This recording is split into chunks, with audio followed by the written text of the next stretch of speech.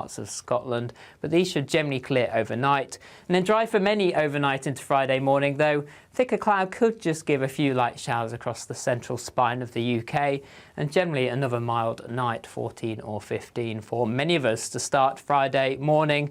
But a bright sunny start for many, just this cloud still lingering across the Pennines, in particular 1 or 2 spots of light rain. And then as we move through the day, plenty of sunshine, 1 or 2 showers possible, particularly across the east and southeast. Highs of 24, 25, and then locally up to 27 for London. Into the weekend, the increasing risk of some showery rain across the north and the west, and temperatures reaching the mid to high 20s.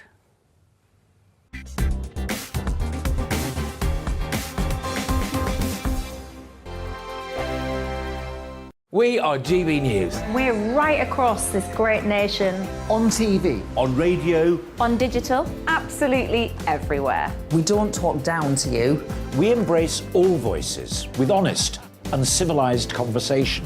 We are not part of the establishment. We're one of you. And we're only getting started. Join us on GB News, The People's Channel. Britain's news channel.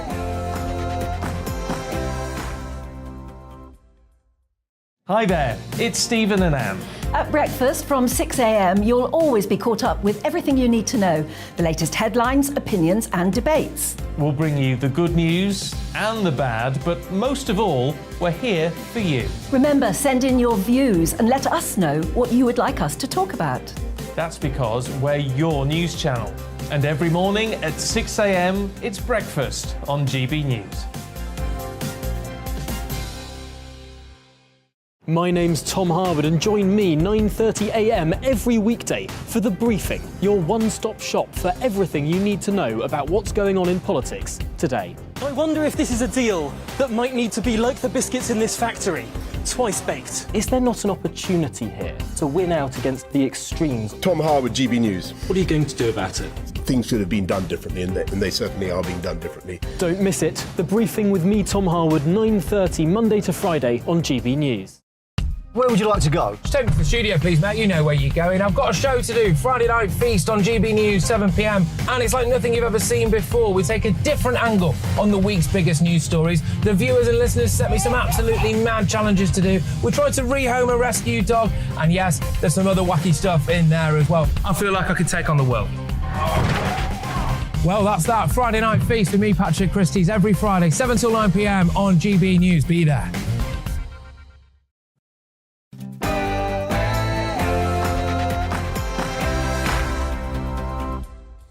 No spin, no bias, no censorship. I'm Dan Wootton. Tonight, as struggling Rishi Sunak is savage for putting political ambition before his convictions, is his tax U-turn too transparent and just too little too late? I'll explore in my digest next, before getting the thoughts of my superstar panel, esteemed political journalist John Sargent, entrepreneur and activist Adam Brooks, and broadcaster Ashley James. Plus, as Sunak tries to derail the runaway trust train by claiming her tax cuts will tip millions into misery, what does the expert at the centre of this blue-on-blue political storm think? Point to a single chancellor, a single governor of the Bank of England, single leading economist who thinks that cutting taxes with borrowed money does anything other than increase inflation. Patrick Minford. The one person you named then gave an interview, and he said that in order for that plan to happen, interest rates would have to go up. So, having become the world's most famous economist this week, former Thatcher advisor Professor Patrick Minford gives his verdict on the route that could decide the next Prime Minister. He's live at 10:20. Could Sunak be Britain's own Macron or Trudeau? That's not a good thing, by the way. Former MEP and political commentator Patrick O'Flynn explains why these fears could give Liz the final push she needs. As influential backbencher Steve Baker lashes out at their campaign, should Tory MPs encourage Johnson supporters to petition for the Boris ballot? Broadcaster Christine Hamilton, Spectator columnist Damien Riley and Niall Gardner, head of the Margaret Thatcher Centre for Freedom, battle it out in the clash. I want you to weigh in too, and I'll tell you how they can touch shortly before revealing your verdict at 9:25. On the other side of the aisle, Keir Starmer has risked an internal civil war by sacking Shadow Transport Minister and Angela Rayner's bloke Sam Tarry after he joined the RMT picket lines earlier today. So does the strike action prove Labour is still a hard left party? We'll debate at 10. as Hollywood wokey Robert Downey Jr. pushes for his followers to adopt an insect-based diet. The making of it is severely reducing the amount of emissions it takes. It is a innovation, Justin. We're doing something incorrectly. No, we're not. Will the war on meat and net zero derangement push farmers to extinction? Tonight's outsider, Brendan O'Neill from Spiked Online, is hugely passionate on this, as am I. He'll explain why it's our moral duty to align with countrymen in our countryside and beyond at 9:50. Is the Royal College of Obstetricians and Gynecologists right that trans men choosing to chest feed should be offered the same support as breastfeeding women? Columnist extraordinaire Rod Little, he's all fired up on this one and he's uncancelled at 10:40. Plus, should taxpayer money be spent on woke art asking straight white men to, quote, pass the power? We'll debate that in the Media Buzz at 10:30. Don't forget, tomorrow's papers are on the way throughout the show, and I'll close out the evening by naming the next greatest Britain and Union jackass from my panel's nominees. This is Dan Wootton Tonight. Let's go.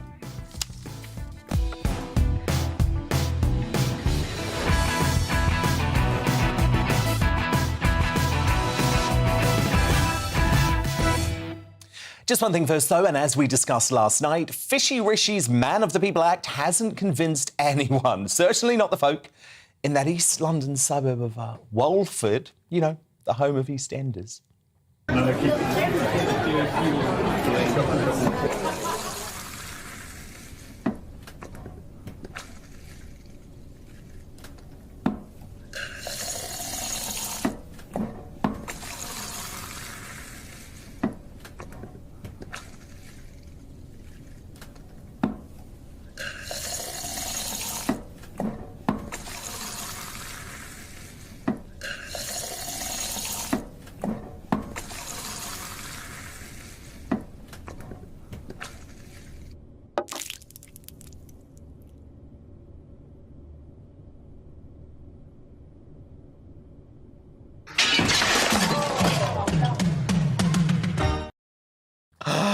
Oh, by the way, his tax U-turn is impressing us all about as much as his pint pulling. So I'll have a digest on that shortly. Then we meet tonight's superstar panel, but let's get a first look at them. The star political journalist John Sargent is back. He's alongside the businessman and activist, looking very tanned. He's just back from his holiday. Adam Brooks. I wasn't jealous of the pictures at all. Adam, look at that tan. Oh, my goodness. And the broadcaster Ashley James. But before all of that, the news headlines with Bethany Elsey.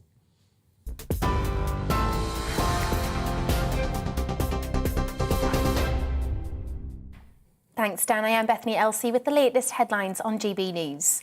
Rail passengers faced major disruption today due to another strike by the RMT union. More than 40,000 workers walked out in a long-running dispute over jobs, pay and conditions. Only 20% of services were running and some areas had no trains at all. Network Rail says more passengers were attempting to travel than during last month's industrial action, despite a warning to only travel if absolutely necessary. Train drivers at 9 rail companies with ASLEF union have also announced a strike on the 13th of August over pay. That's in addition to their planned action this Saturday. Trade union leaders have condemned Labour for sacking a minister after he joined a picket line in support of striking rail workers. The Shadow Transport Minister, Sam Tarry, has been removed from the front bench after defying Sir Keir Starmer's ban on appearing at the demonstrations. The TSSA General Secretary, Manuel Cortez, has said he's ashamed of Labour and claimed the party will lose the next election if it alienates union members. The Foreign Secretary says she welcomes Rishi Sunak's pledge to cut VAT on energy bills, but she has challenged him to do more to reverse the national insurance rise. It's after the former Chancellor unveiled his new winter plan to tackle inflation and the cost of living crisis. He said he'll scrap the VAT if the price cap exceeds £3,000.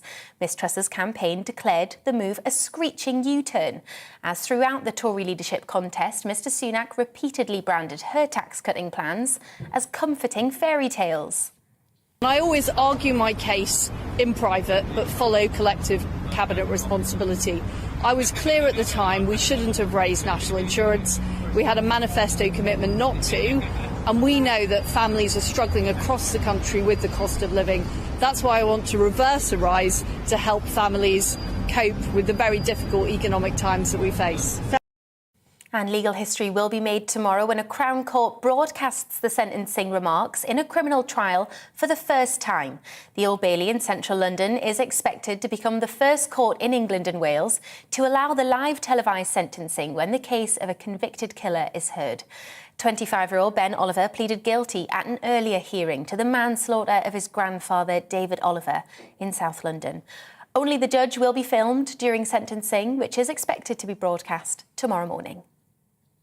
On TV, online and DAB+ radio, this is GB News. Now, let's get back to Dan.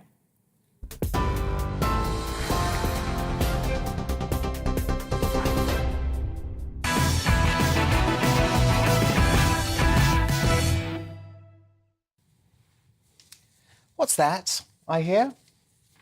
Yep, thought so. The sound of a screeching U-turn from a politician who has insisted he won't allow party politics to impact his economic ideology until he's been thrashed in the polls.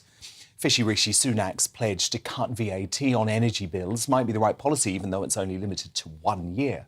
But how does his £4 billion giveaway to try and win over grassroots Tories stack up with everything he's been telling us during this leadership campaign? That tax cuts would be immoral and inflationary and a fairy tale. We need a return to traditional conservative economic values.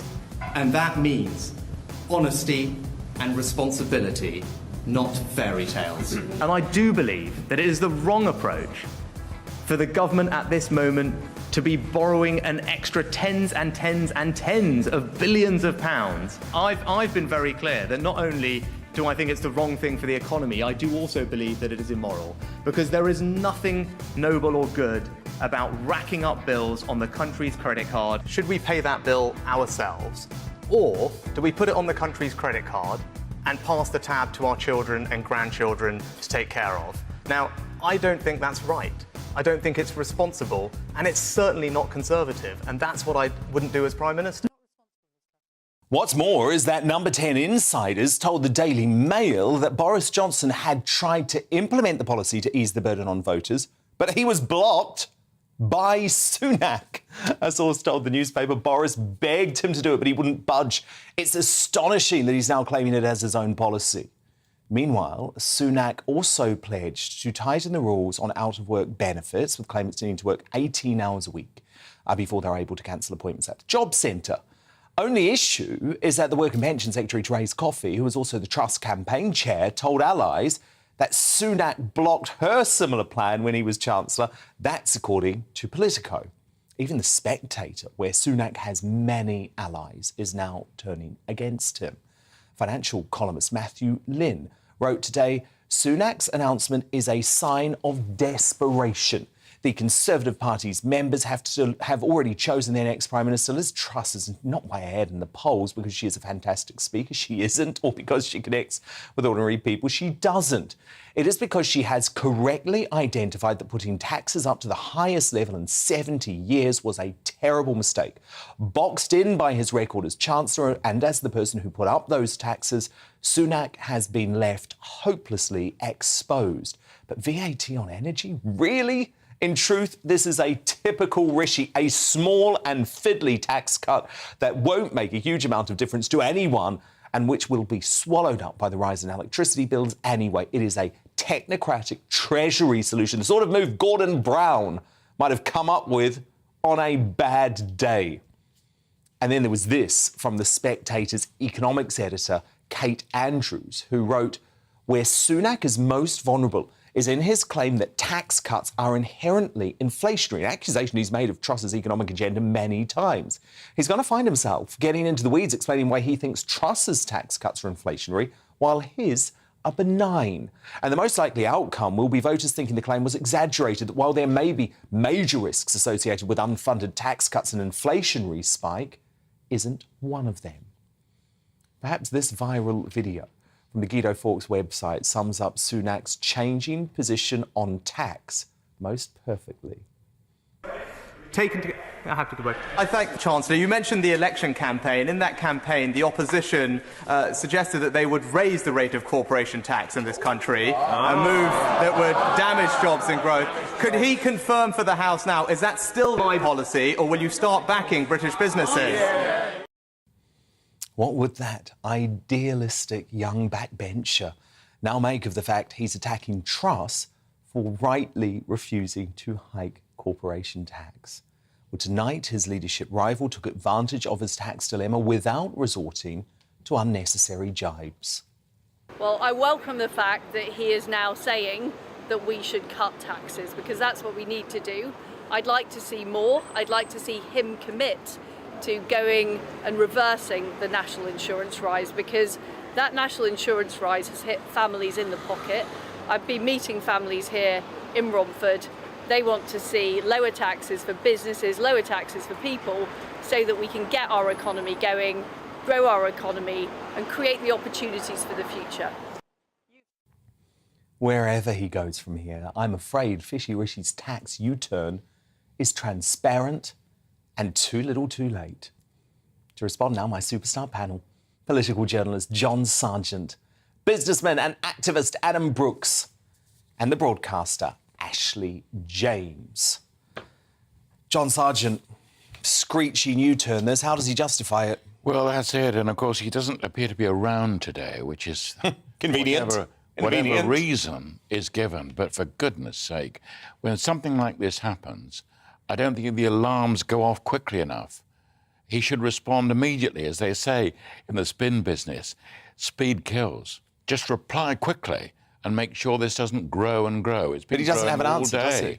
It's growing all day. And but what's his answer? I mean, what can he say? Well, no, it's very difficult. As you say, he's boxed in. All your arguments are good ones. For once. No, not for once. No, they're often. What, you agree with me? Hallelujah. A lot of these arguments good because, and I think the cause for it, is that, curiously enough, he's not very experienced politically. He's only been there from 2015 and that. He's not been in these high-powered jobs, whereas Liz Truss actually has been a minister for 10 years. So these sorts of things, they're sort of archetypal Westminster do's and don'ts. Don't get involved. Be very careful about U-turns. Be very careful about what you say about major policy matters, because it can come back and bite you, and hasn't this one? I mean, this is just a sort of classic. And, of course, the famous Margaret Thatcher, you know, U-turn if you want to, but the lady's not for turning. So it's deep into the British political system. Don't. Just don't do this. And if you're a young politician, learn some of these absolutely basic rules. And if you build up a political brand, which takes a lot of work, takes a lot of effort, takes a lot of concentration, and his brand is meant to be, I'm the man that's going to be responsible, consistent, not suddenly produce tax giveaways during a leadership election. I gave him hero status on one of the programmes here, because you thought, oh, stick to that. And then suddenly, with, as you say, the polls against him, he looks rattled, he seems rattled, it now appears he is rattled. Adam Brooks, I mean, I played all of those clips from just the last 2 weeks. What do you make of it? He's exposed himself, I think, as very untrustworthy. And it looks like he will do anything to get this job. You know, it is desperation. And, you know, how can something go from a fairy tale to now suddenly be impossible? But again, you know, I want to talk about these giveaways that, you know, they are PR stunts. Giving families £200 or whatever for the year, all you're doing is, it's a PR stunt.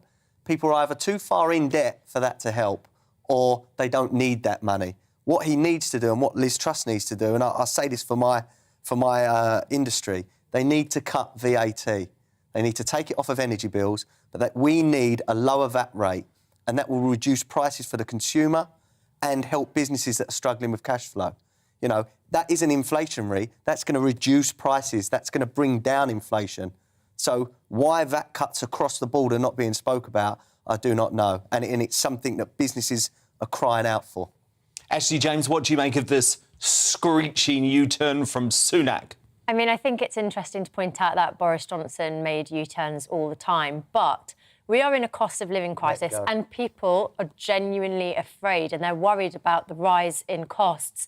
And I don't believe Liz Truss or Rishi Sunak for anything they say, because they change values and opinions like the wind. It feels like they're just trying to win it's not even an election. They're just trying to become leaders. They care more about power, and they've spent the last couple of weeks basically doing Labour's job. So are you opposed to tax cuts? Because, anyone who signs up to become a member of the Tory party signs up in part because they believe in a smaller state than we have now, and they believe in lower taxes than we have now. So what's wrong with them sticking to what is a fundamental tenet of Tory party policy? I think the issue is that our public services are severely underfunded. And also, these are two people, and I'm including Liz Truss in this, who not only spent a huge amount of money, I think each of them spent about 500k in taxpayer money. The NHS is not underfunded.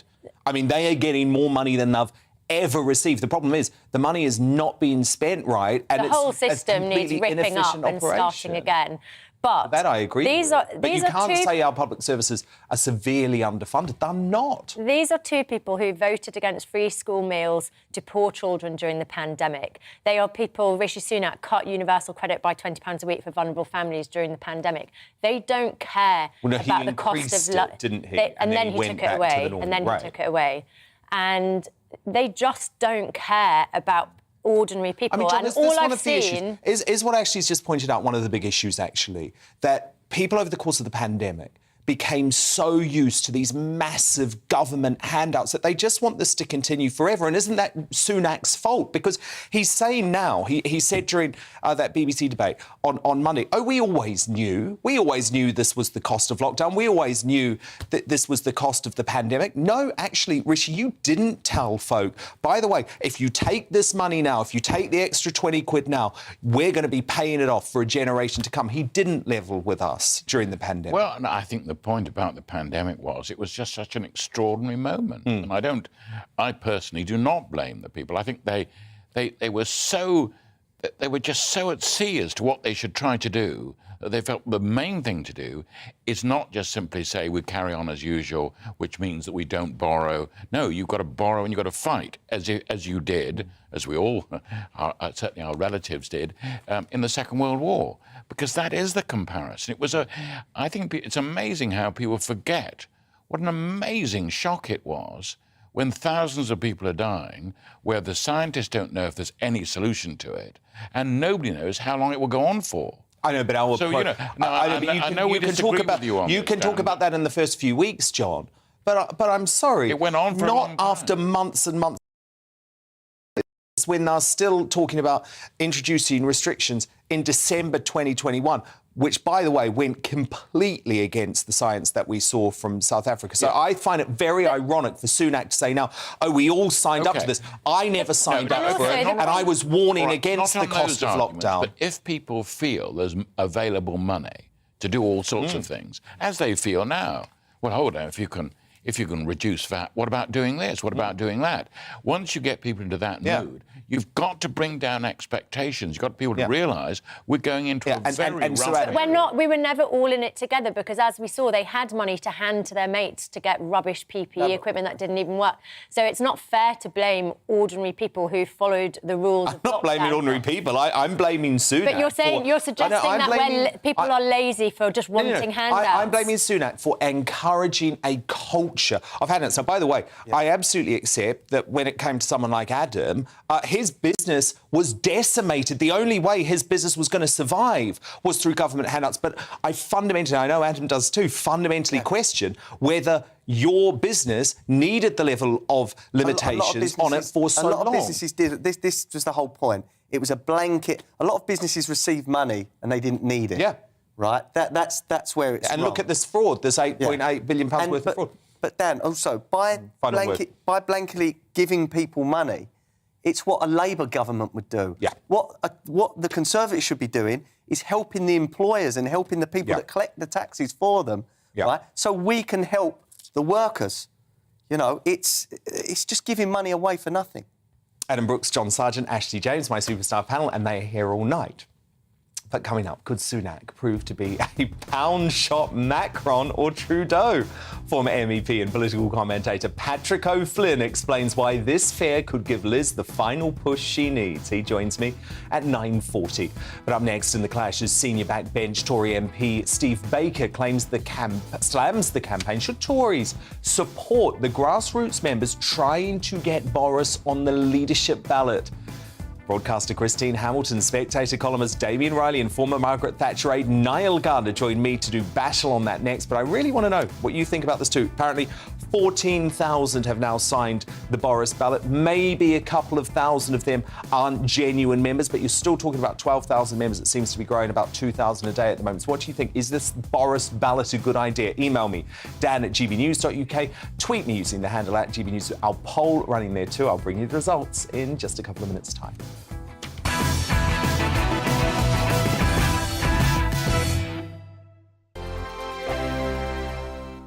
We are GB News. We're right across this great nation. On TV. On radio. On digital. Absolutely everywhere. We don't talk down to you. We embrace all voices with honest and civilised conversation. We are not part of the establishment. We're one of you. And we're only getting started. Join us on GB News, The People's Channel. Britain's news channel.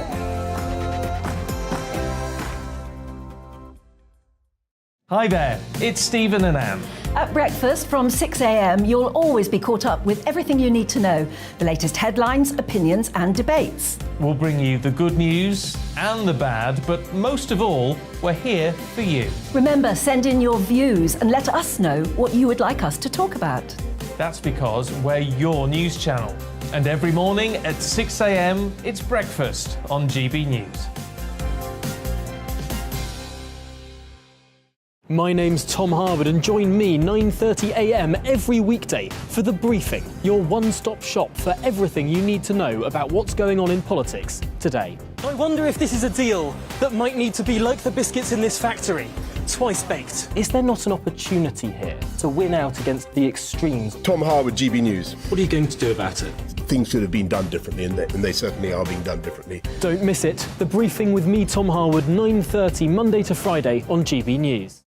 Where would you like to go? Just take me to the studio, please, Matt. You know where you're going. I've got a show to do. Friday Night Feast on GB News, 7 p.m. And it's like nothing you've ever seen before. We take a different angle on the week's biggest news stories. The viewers and listeners set me some absolutely mad challenges to do. We tried to rehome a rescue dog. And yes, there's some other wacky stuff in there as well. I feel like I could take on the world.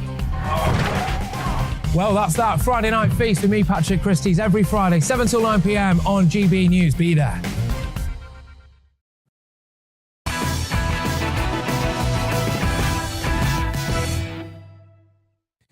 Rod Liddle and Brendan O'Neill still to come, but it's time now for The Clash. Despite falling victim to a media and political establishment-led coup, Boris Johnson's peerless leadership qualities remain high in demand. The PM, who led the world with his unfaltering support for Ukraine against Putin's tyranny, has been tipped to become NATO's next Secretary-General when Jens Stoltenberg steps down next year.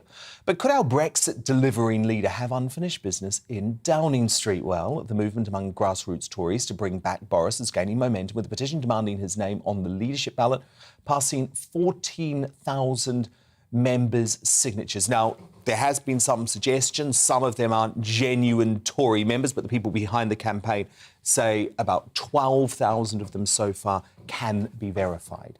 But senior Tory backbencher Steve Baker accused the outgoing PM of risking a Donald Trump-style challenge to democracy by, quote, encouraging the campaign for him to stay. He told the lefty Huffington Post the idea the Prime Minister can continue now he's resigned after the collapse of his government is risible. It's not responsible, it's not right, and Boris should abandon this fantasy about continuing.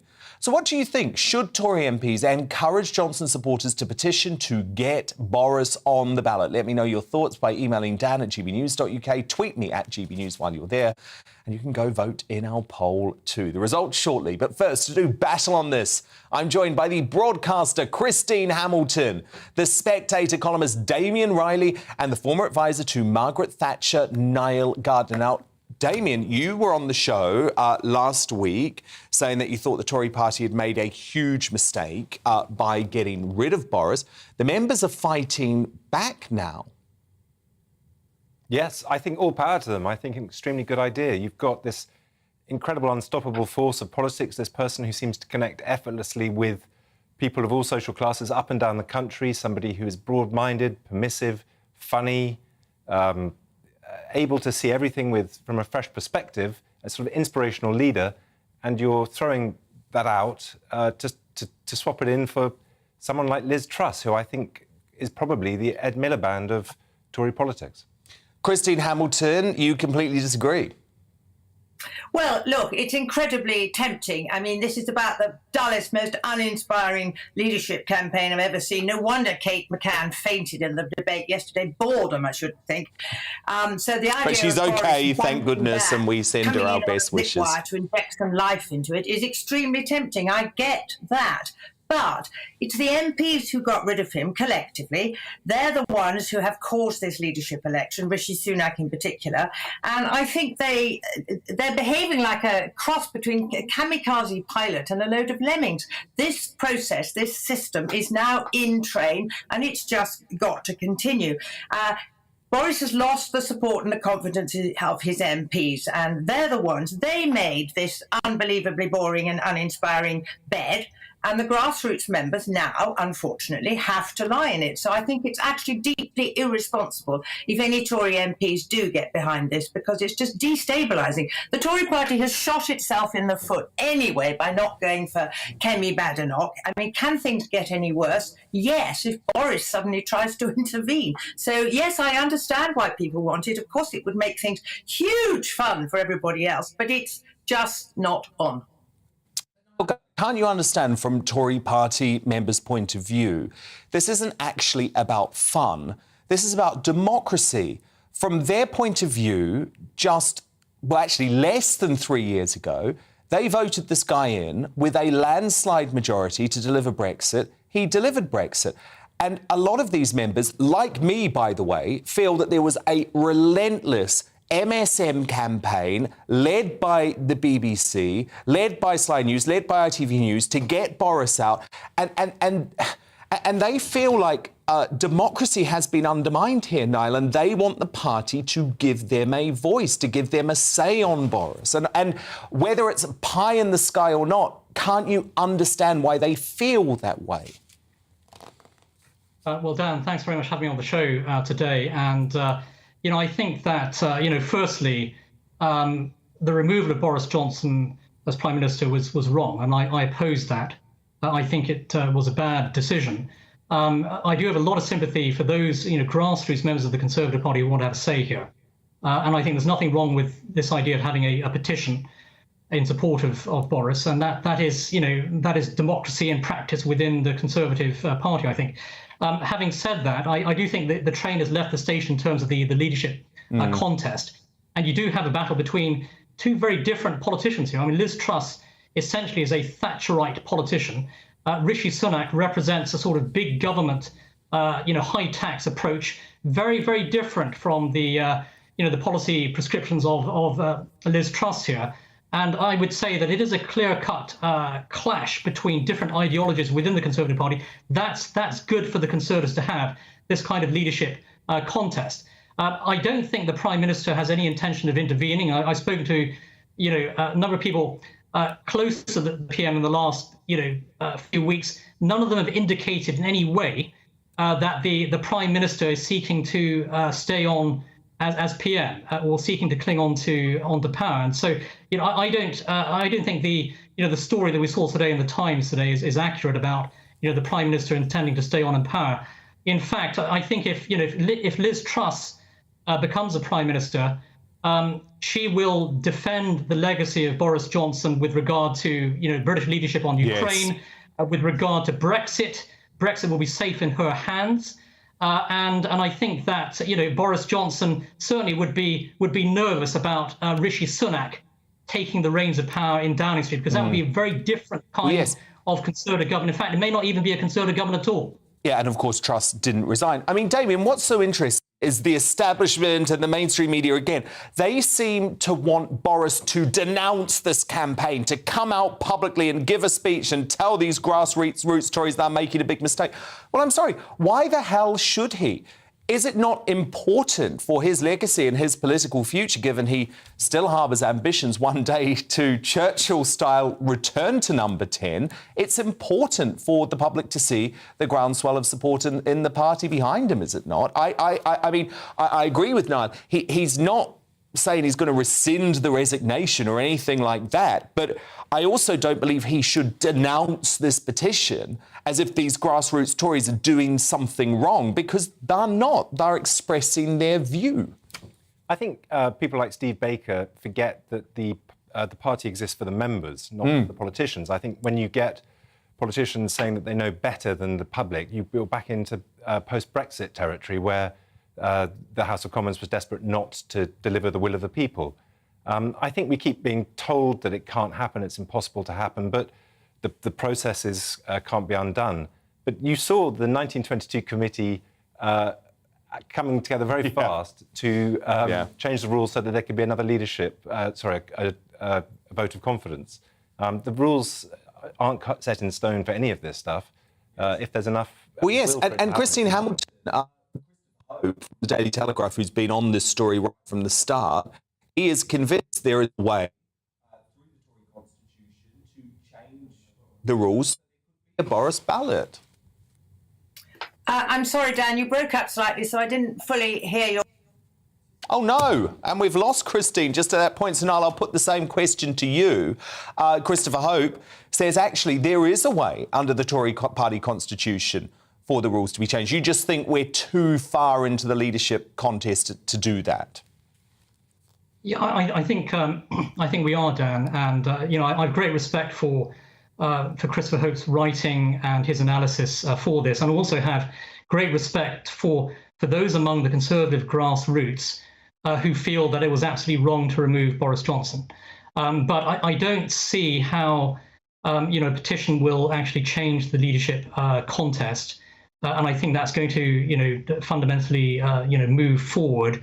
And I don't think it's the intention of those who are putting forward the petition to alter the leadership contest. I think the final vote remains the same between Rishi Sunak and Liz Truss, and that's my understanding on this, actually.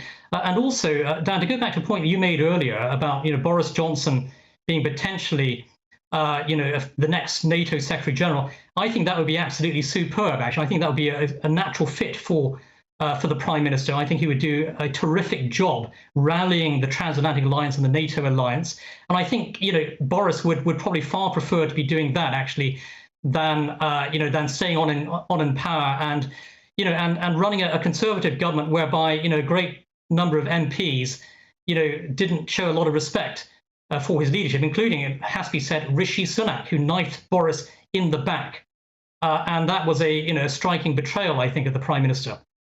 Christine Hamilton, we've got you back. We lost you briefly, so do you want to weigh in?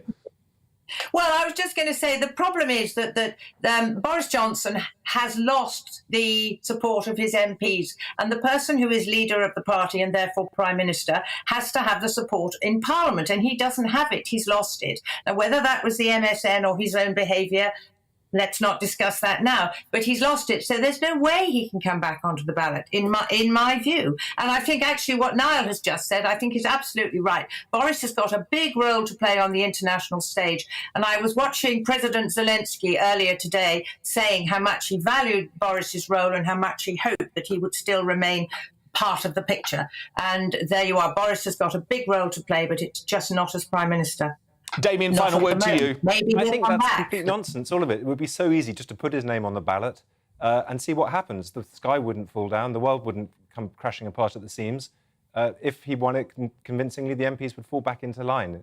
There's no reason at all he couldn't be on the ballot. And I think, by the way, there are a whole load of Tory MPs with serious buyer's remorse at the moment, especially when they look at the polls and they see what's happened to the Conservative Party ranking since Boris was deposed. But what a fascinating debate. Thank you for having it. Spectator columnist Damien Riley One of our favourite broadcasters, Christine Hamilton, and the former advisor to Margaret Thatcher, Niall Gardner. Thank you all. So who do you agree with on this? Should Tory MPs encourage Johnson supporters to petition Boris to be on the ballot? Abe says, I've chosen yes, because Boris is a leader. Of course we can't know the leadership qualities of Sunak and Truss unless they get the chance, but the signs are not good.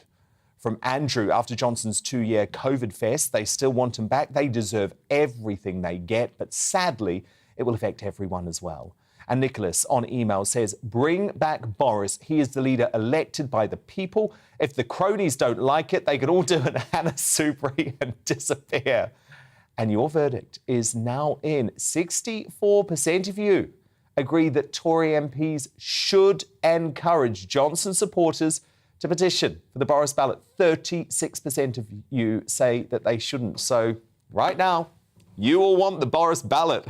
Coming up, as Hollywood wokey Robert Downey Jr. disavows meat while shoving insects down our throat, literally, will ruinous green policies push hard-working farmers to the brink of extinction? Brendan O'Neill explains why it's morally right to align with them against net zero derangement. He's the outsider at 9:50. But first, will choosing Fishy Rishi as PM saddle Britain with its own version of Macron or Trudeau? Former MEP and political commentator Patrick O'Flynn thinks so. He explains why that means it's Truss or bust. Be back in 2.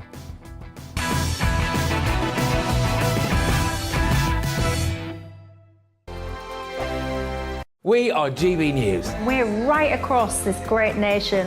On TV. On radio. On digital. Absolutely everywhere. We don't talk down to you.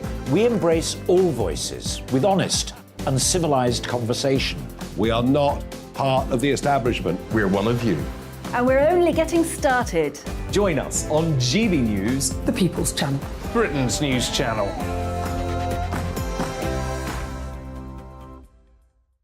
Hi there, it's Stephen and Anne.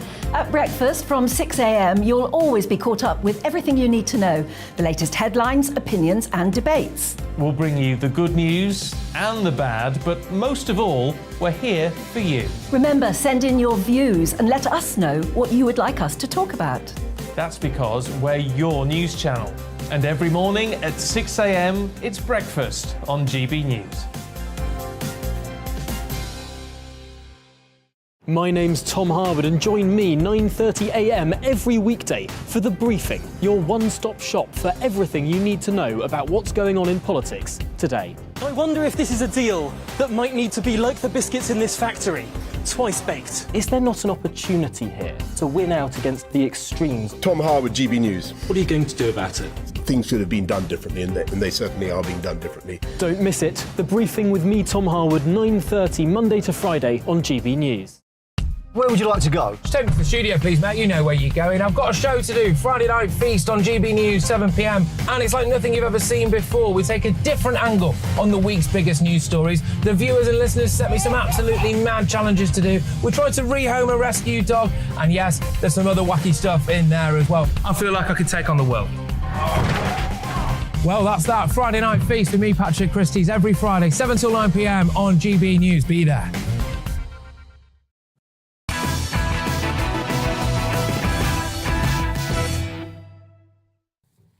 Patrick O'Flynn now on the battle for number 10. Now, Rishi Sunak might be the more polished performer in the Tory leadership race, but Conservative members already have him marked as all style, very little substance. A YouGov poll from Monday's televised debate shows that Liz Truss not only won clearly among the membership, but she trounced her opponent on every single issue. And in an intriguing analysis from the political commentator and former MEP O'Flynn, he noticed a certain likeness between Fishy Rishi and two world leaders that have the right image but left their countries in ruins.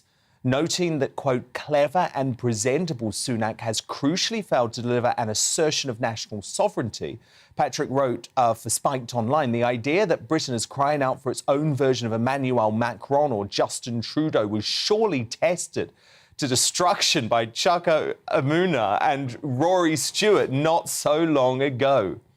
A false golden boy persona, immense favouritism among the establishment, insufferable arrogance. Patrick O'Flynn, I mean, those three, they really are cut from the same cloth, aren't they? Well, I think they are, Dan, yes. And there's a certain political commentator class in this country that has a very strong idea about what a successful political leader should look like. And it's sort of channeling JFK, really. David Miliband was another example on the New Labour side, and yet, you know, he blew it, didn't he? So a lot of these guys are very fluent, very smart, they look the part, but actually they're not very good at politics. And as your panel were discussing earlier, you know, Rishi Sunak has actually, on the substance of his campaign, he's run it like a complete novice. I'm not aware of him ever expressing a meaningful opinion on anything outside the economic portfolio. He's got nothing to say on culture. He came out allegedly as some kind of immigration hawk. That seemed incredibly empty to me. There were no substantive policies that were going to change anything. So it's a massive overhyping.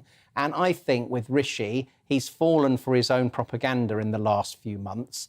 And to me, the key moment which marked him out as not being the person who would take over was at the beginning of February when Boris Johnson was on the ropes and Keir Starmer was incredibly nasty about Boris Johnson in the Commons, and Boris fired back one below the belt quip, which was about, you didn't prosecute Jimmy Savile. And rather than defending his own guy, Rishi went up and said, I wouldn't have said it. I know. Then he was inviting a comparison between Boris Johnson, Prime Minister, and what he'd be like. And I think he imagined he was about to become Prime Minister, and everything has gone wrong for him since then. Well, absolutely, because he just forgot the members, didn't he? And look, he has been a snake for months and months and months, rather than doing the honourable thing like Lord Frost and deciding he disagreed with the government's policy position and resigned from Cabinet like Frost did. He stayed in Cabinet and started plotting his campaign. I think that's a very bad thing. But just back to the whole Trudeau-Macron comparison. The issue I have with Sunak, well, I have many issues, but one of the issues I have is that, to me, he just feels like a Davos globalist. And the issue that we've got now is that we need a Prime Minister that is going to be prepared to stand up to those organisations. You know, I don't want the World Health Organization, the World Economic Forum pulling the strings, and I have much more faith that Truss will stand up to those organisations than someone who is such a member of the elite and their group, really, like Sunak. Yeah, I think, you know, his £90 sliders, his £3,000 suits, he is the archetypal Davos man, and you could see him becoming very easily absorbed into that milieu.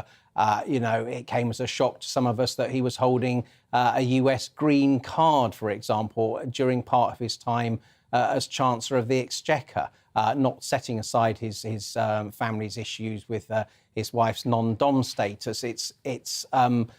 I think the British people, the Conservative voting public, and particularly the Conservative membership, want someone, as you say, that is going to go and bat for Britain, is going to ruffle feathers, is, you know, potentially won't be as slick a communicator as Liz Truss has said. Not this yet another clone off the production line that's given us Macron, that's giving us Trudeau, and all the smart people wax lyrical about them, and yet they appear completely out of touch. So I think Rishi's been found out, and actually I think it's unravelling for him very badly this week in particular.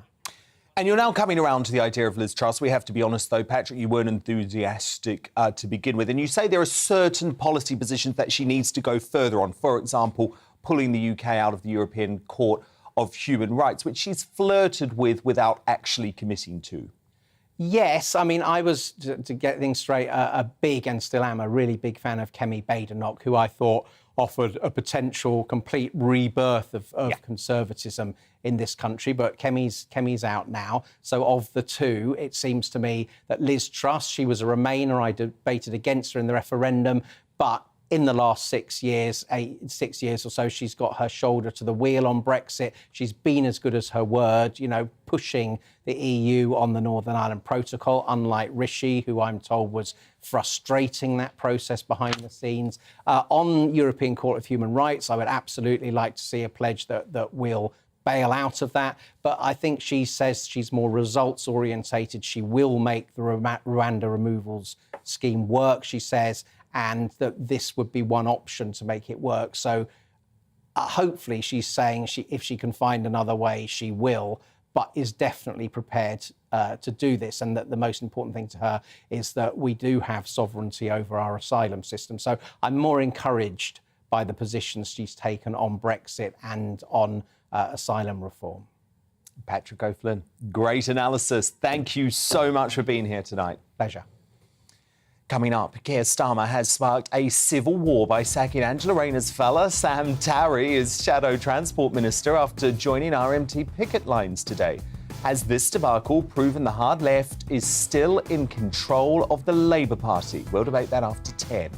But first, as farmers across the globe rise up against the deranged march to net zero, is it morally right that we support them before they're driven to extinction? Brendan O'Neill with his fascinating take next in The Outsider.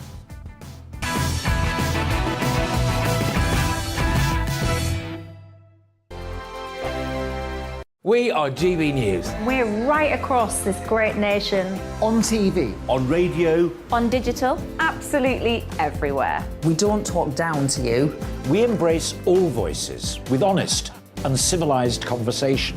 We are not part of the establishment. We're one of you. And we're only getting started. Join us on GB News, the People's Channel. Britain's news channel.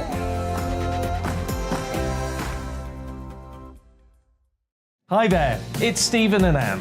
At breakfast from 6 a.m, you'll always be caught up with everything you need to know, the latest headlines, opinions and debates. We'll bring you the good news and the bad, but most of all, we're here for you. Remember, send in your views and let us know what you would like us to talk about.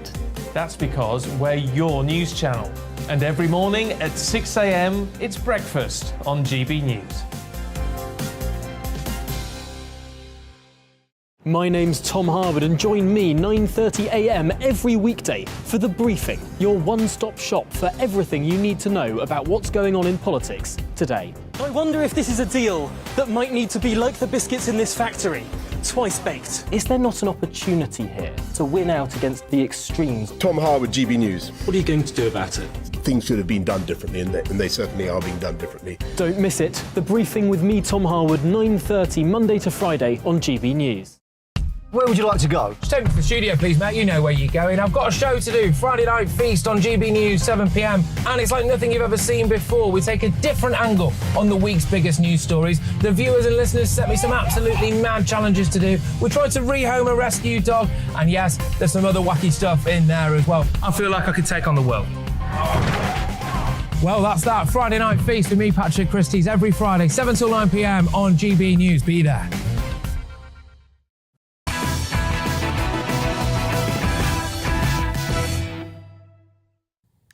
This week, former Thatcher advisor Professor Patrick Minford became the world's most famous economist. He gives his verdict on the Truss versus Sunak tax row very shortly. But first, Brendan O'Neill is tonight's outsider.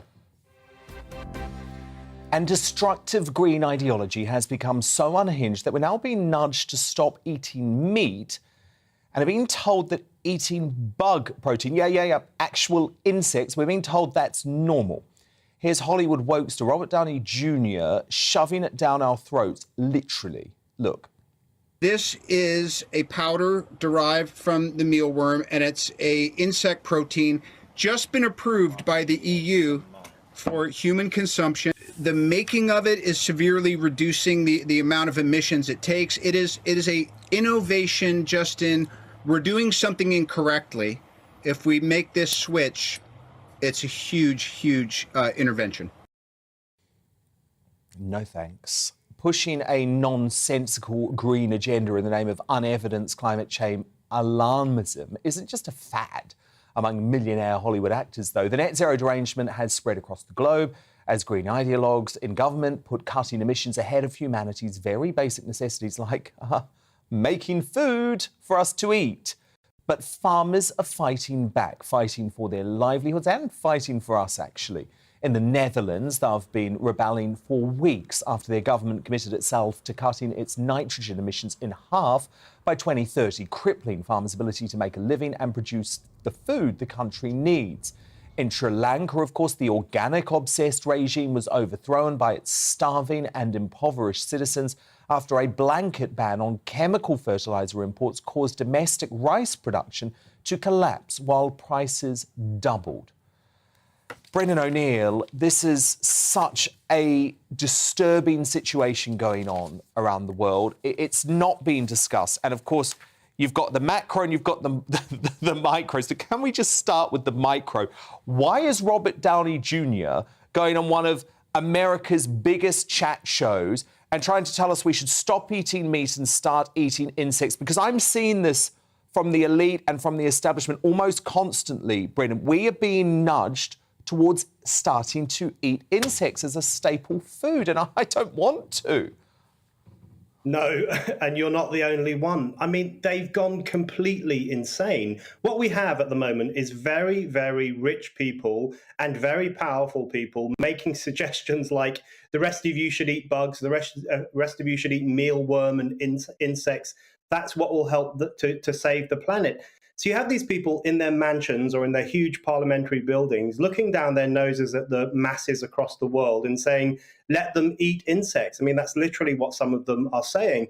It really shows how deranged the environmentalist outlook has become and how much they want to plunge us back into pre-modern times, back into an era when people probably did have to eat insects because food was often very scarce. We hadn't invented agriculture. We hadn't invented the industry and other things that have helped to liberate mankind from poverty.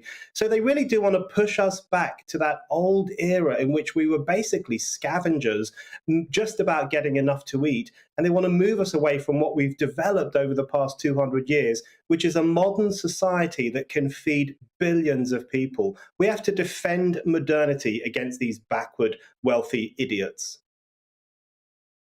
No, indeed, indeed. And it's not just the Netherlands and Sri Lanka, of course. This is happening all over the world, very close to home, in Ireland, Brendan, where the government says that emissions caused by farming will need to be cut between 22 and 30%. So obviously Irish farmers, hugely concerned. Surely these governments are going to have to start looking at the uprisings around the world and not go down this path. I hope so. I hope that's what that they recognise, that this is just not a feasible policy. And I think what a lot of governments are doing is incredibly destructive. And it's really worth thinking about the consequences of the actions that they're taking.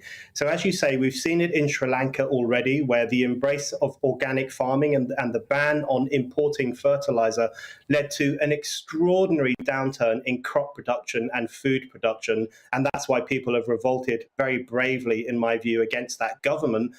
We see the protests in the Netherlands, and now, as you say, in Ireland, and most recently in Canada, where Justin Trudeau is now demanding a 30% cut in nitrous oxide emissions by 2030, which would also impact on farming. We see governments across the world really embracing the crazy green idea that we can go back to organic farming. We can't go back to organic farming. You cannot feed the world through organic farming. I think people forget how important the green revolution of the 1960s was, when we used fertilizer to revolutionize agricultural production. And it was precisely the use of things like nitrogen and fertilizer that allowed India and Pakistan to save themselves from famine, which allowed Mexico to become self-sufficient in wheat production. This fertilizer that Greens hate radically transformed human life for the better. And that's what we've got to start saying. We've got to start saying to them, fertilizer is not a bad thing. Fertilizer saved millions of people from hunger and poverty, and you people want to put us back into that hunger and poverty. Of course, Brendan, one of the issues with all of this is that if you even dare to do what we've both done over the past couple of weeks, both in regards to this story, but also in regards to the ridiculous and over-the-top hysteria and alarmism over 2 days of hot temperatures in the UK. And yeah, sure, they were hot, but it was 2 days, folks. The world is not ending. Thousands of people did not die. That is a fact, despite what we were told was going to happen. If you question that alarmism, immediately, Brendan, because I've seen it all over the left-wing media, we are branded climate change deniers, which is utterly ludicrous. I mean, when it comes to myself, I'm absolutely an environmentalist. I'm just so conscious of where the path to net zero is taking us. Absolutely, and that's the question we have to start asking. And as you say, there was so much hysteria over the heat wave, and anyone who questioned the hysteria was denounced as a climate change denier. But the truth of the matter is that the number of human beings dying from natural calamities, from extreme weather, has absolutely plummeted over the past century by around 96%. In the early 20th century, around 500,000 people died every year from natural disasters. More recent figures suggest it's around 14,000 every year. So a huge drop. And that huge drop is down to one thing and one thing only: the fact that we live in more industrialized modern societies that are capable of feeding people and protecting them from the whims of nature. So we've got to reclaim the moral high ground from the green hysterics. They say they want to save the planet, but actually they want to plunge humanity back into the kind of poverty we spent centuries trying to escape. And we have to say, listen, modernity is good, it saves lives, and we need more of it, not less, even if it offends rich green hippies in posh parts of London. Know that this is such a global issue, and of course that's why we have to challenge what a lot of these global organisations are pushing us towards, be it the World Economic Forum or the United Nations. But this is the other reason when people say to me, oh, you know, why are you engaged in this Tory party leadership? They're both as bad as each other. Why did you want Boris Johnson to stay in place? Well, I'll tell you why, Brendan. It's because that I am absolutely convinced that if this country has the coalition from hell, Labour, the Lib Dems, the SNP, and critically, Brendan, critically the Greens, mark my words, that government, that fantasy coalition from hell, which could well become a reality for this country in the next 2 years, will be going down the same path as the Netherlands. And that's what we're facing as a country. That's right. And, you know, we already have net zero policies in this country, and I wish more Tory politicians and candidates were questioning those policies, because they will be disastrous. They will hit people's pockets incredibly hard. They will lead to a loss in jobs and a loss in income. Net zero, I think, is a disastrous idea, but it would be even worse if we were to have that coalition from hell that you're talking about. They would listen to no questioning, no dissent. They would push ahead with the most extreme cuts in carbon emissions. And I think we just have to change the narrative and change the language. And we have to say, if you want to stop using fossil fuels, that might sound like a nice thing to aspire to, but what you're really saying is you want people's jobs to be ended. You want people's livelihoods to be made worse. You want the country to be less wealthy. You want people who work in coal mines or nuclear power or other jobs to be thrown onto the dole queue. That is what you're calling for if you campaign for an end to fossil fuel use. And we really have to start saying that out loud now.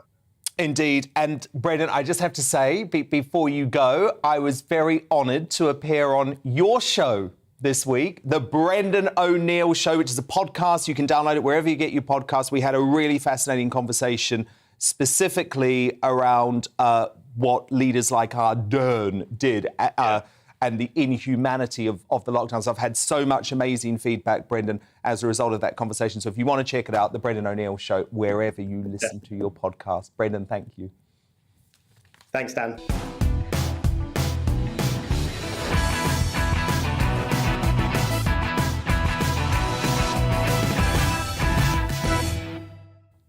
It's 10 p.m. I'm Dan Wootton. Tonight, on a day marked by more rail chaos and further strike announcements, RMT boss Mick Lynch is running scared of prospective PM Liz Truss. The way that Liz Truss is going on a direction from being a Liberal to being an ultra-right hardliner, maybe she's going to bring that back as well. Right. No doubt she'll be saying bring in the army next. Meanwhile, across the floor, Keir Starmer has risked an internal civil war by sacking Shadow Transport Minister and Angela Rayner's bloke, Sam Tarry, after he joined the RMT picket lines earlier today. So does the strike action prove Labour is still a hard left party? I'll debate next with my superstar panel, esteemed political journalist John Sargent, entrepreneur and activist Adam Brooks and broadcaster Ashley James. As Rishi Sunak tries to derail the runaway Truss train by claiming her tax cuts will tip millions into misery, what does the expert at the centre of this blue-on-blue political storm think? Point to a single chancellor, a single governor of the Bank of England, single leading economist who thinks that cutting taxes with borrowed money does anything other than increase inflation. Patrick Minford. The one person you named then gave an interview and he said that in order for that plan to happen, interest rates would have to go up. After becoming the world's most talked about economist this week, former Thatcher advisor Professor Patrick Minford, who you heard mentioned there, gives his verdict on the row that could decide the next PM. He's live at 10:20. Plus, will we see any new policy announcements from the Tory twosome as the battle for number 10 heats up? Tomorrow's papers are coming up next and throughout the hour. And he's not just in the running for PM. Could Fishy Rishi be named tonight's Union Jackass for his tax cut U-turn? Find out when my panel reveal all their GBUJ nominations at 10:50. Is the Royal College of Obstetricians and Gynecologists right that trans men choosing to chest feed should be offered the same support as breastfeeding women?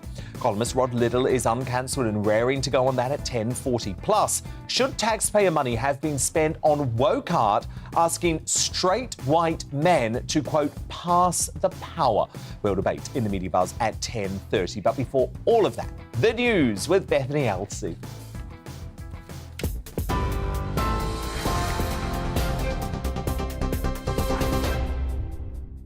Dan, thank you. I am Bethany Elsey, here to keep you up to date on GB News.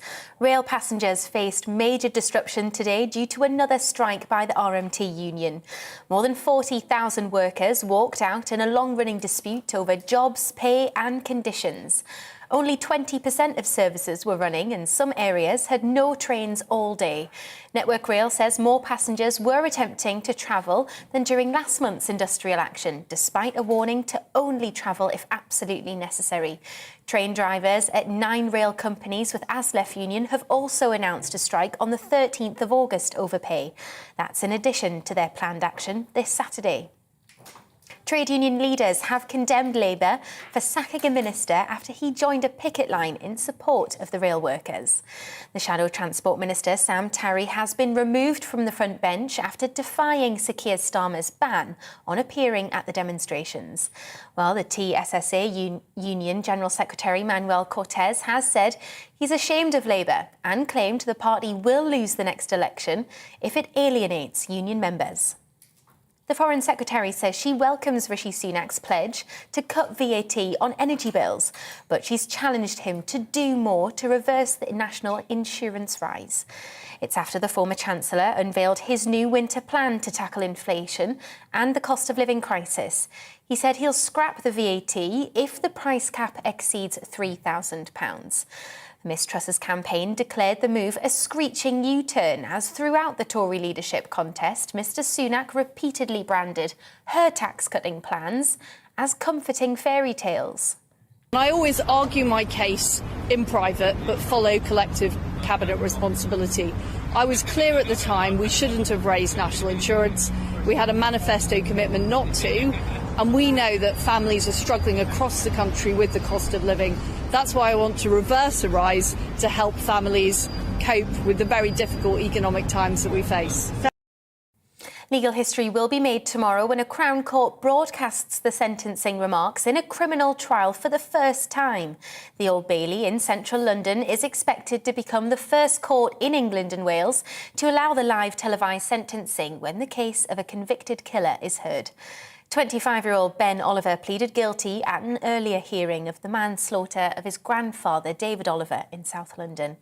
Only the judge will be filmed during sentencing, which is expected to be broadcast tomorrow morning. On TV, online and DAB+ radio, this is GB News. Let's get back to Dan.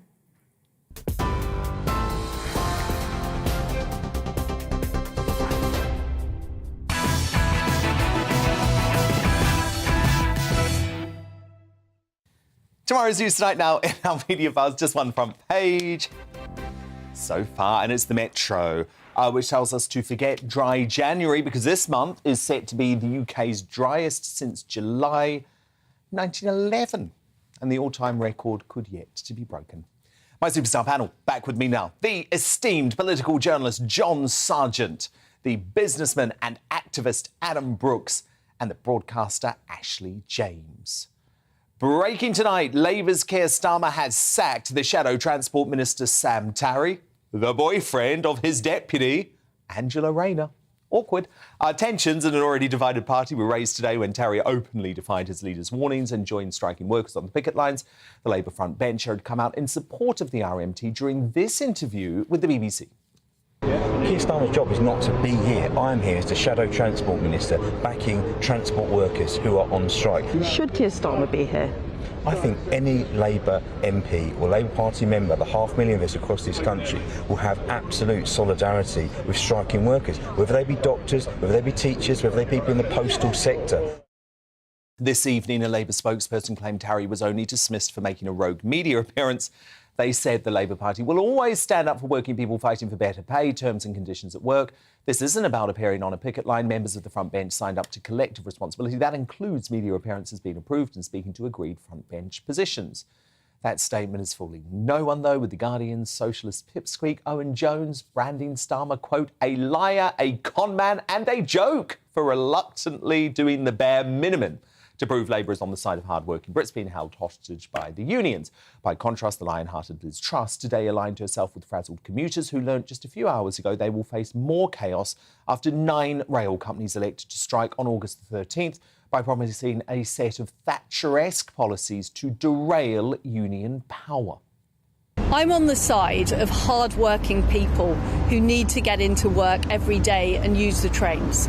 I will legislate to make sure an essential service is provided so that militant trade unions can't disrupt our country and our economy. We're facing a global economic crisis. We need to do everything we can to support people getting into work, and it's simply wrong for the trade unions to be trying to cause this chaos at this very difficult time for our country. Despite not yet being in office, she's clearly rattled the RMT after its leader Mick Lynch made this wild statement earlier.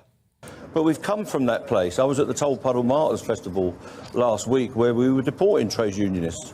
We used to charge trade unions with sabres. Now, the way that Liz Truss is going on her direction from being a Liberal to being an ultra-right hardliner, maybe she's going to bring that back as well. Right. No doubt she'll be saying bring in the army next. So, a lot going on there, Adam Brooks. Yes, a lot going on. I mean, let's start with the Labour Party. There is a real civil war going on here, isn't there? Because Starmer's trying to play both sides of this. He doesn't want to upset anyone, does he? And this line that they've sacked him because of the media. Things, you know, he's trying not to. He's trying his best not to upset too many people. But for me, it just shows a future with the Labour Party is a future with anarchy. Of course. You know, absolute anarchy. Absolute anarchy, John Sargent, because at the end of the day, Labour supports these hard left unions who want to destroy so many of our lives. Well, it's the old story, isn't it? They depend to a large extent on union money. And how do they then square that with mayhem and destruction for individual people trying to get to work and all the rest of it, what Liz Truss is talking about? When 5%, they've got that, by the way, they've got an 8% rise negotiated. Yeah, but inflation is more. I mean, the problem is, and once you get any kind of agreement at the moment, the chance of you actually being able to keep ahead of inflation and for that not to be inflationary in itself is frankly impossible. Yeah. So the idea that we can all, the moment our prices go up in the shops, we can immediately get an increase, and will that be all right? No, you do that too often across the whole economy, and inflation will just take off into regions, which I remember, of course, in the 70s and the 80s, which is horrendous. Inflation went up to nearly 30%. Of course. Well, I mean, once you get to that, the whole thing's a basket case. People then, the tension rises. The idea of, oh, you've sorted it because you've given people what they want. No, you can't do that. So it's a very difficult period, and we don't have a proper government. So without a proper government, we've got these issues coming through. The unions, of course, are going to say we must fight. But it's not going to end happily, is it? Either way, it's not going to end happily. Ashley James, I mean, you shock me. You're on the side of Sam Tory and Mick Lynch here. Absolutely, and I think Labour should be as well. You know, trade unions are the reason. Why should they? They want to. They want to stop us working. Trade unions are the reasons that we have So many of our rights, equal pay, sick leave, paid holiday, retirement, minimum wage, those things were fought for. And I find it astonishing that people are trying to convince us that trade unions are the enemy. Trade unions are there to protect the hard-working people that they represent. They aren't stopping people's conditions. Hold on, governments had to agree with these measures. Well, then they need to turn up for negotiations. Grant Shapps saying he's not even turning up, not meeting the unions. No, because what would you like people to do? Because, by the way, they didn't want to meet let me talk, because it's rail workers today, it's going to be nurses, postmen. This is going to continue because there is a cost of living crisis. I think Mick Lynch speaks so much sense, and also, do you think he's someone who realistically wants to negotiate? I think he is a very he is there to protect. I don't think he is there to protect his low-paid workers, and I'm sick of hearing that it's low-paid workers asking for a pay rise that, by the way, is still below inflation. And it's not just about pay, it's also about conditions but actually, of work. all of us in the private sector are going to have to deal with pay rises that are below inflation, or actually no pay rises. But then I wish the private sector had trade unions as well. Just because people in the private sector have it tough doesn't mean that it's... But Mick Lynch should stay out of politics. He should talk about... Of course it's political. If he was fighting for his members in terms of pay and conditions and all the rest of the other things, but when he starts attacking Liz Truss or slagging off the next Prime Minister, wait a moment, he's now deep into politics. Yeah. John, don't you think, though, this offers an opportunity for Liz Truss? Because we talk about how she wants to emulate Thatcher. Well, here is a great way for her to stand up to Lynch, the modern-day Scargill, and actually strip workers of their rights. Not strip workers of their rights, actually rationally not allow the unions to bring this country to a standstill. Strikes and industrial action happen when negotiations fail. What she did, what Margaret Thatcher did, was to plan and plot that if they take us on again, and in fact, Arthur Scargill did it all wrong, took on the government in the summer, not in the winter, didn't have a ballot of his members. So she was able then to not only win the political battle, but also win the battle in terms of what's going to happen to the miners, what's going to happen to the future. Now, it is very difficult in the rail industry, but what they've got to do is they've certainly got to say to the rail companies, the responsibility is yours, because there are lots of opportunities for productivity gains. We don't need all these people in the ticket offices. We generally don't. No, we don't. But they're not prepared to have that discussion, are they? Now over to the United States, where earlier this week we saw Republican Senator Ted Cruz have a pop at pronouns announcing that his were kiss my ass. But Democratic Vice President Kamala Harris clearly didn't sign up to that. Watch. Good afternoon. I want to welcome these leaders for coming in to have this very important discussion about some of the most pressing issues of our time. I am Kamala Harris. My pronouns are she and her. I am a woman sitting at the table wearing a blue suit. Safe to say, the two different sides of American politics very much on show yesterday, because returning to Washington, D.C. for the first time since leaving office last year, Donald Trump delivered a keynote address at a summit held by the think tank, the America First Policy Institute. With his trademark bombastic style, he gave the strongest hint yet that he plans to run again in 2024 and weighed in on a range of hot-button issues, including the trans athlete route. So after declaring men should not be allowed to play women's sports, he pretended to be a female weight. Do you know what? I'm not even going to try and explain it. Just watch. Just watch. 218 pounds, and she got over that weight, and she was going to break it. They put a half an ounce here, half little tiny ring on top of these big barbells, dumbbells. Then they go, and she went like this, and she got to break it. Stood for 11 years. And her mother and father are screaming, "You got it! You got it, darling. I'm so proud of my girl."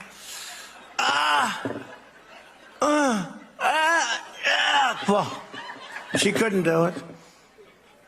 And then this guy comes along. He's named Alice. And he looks at the weight.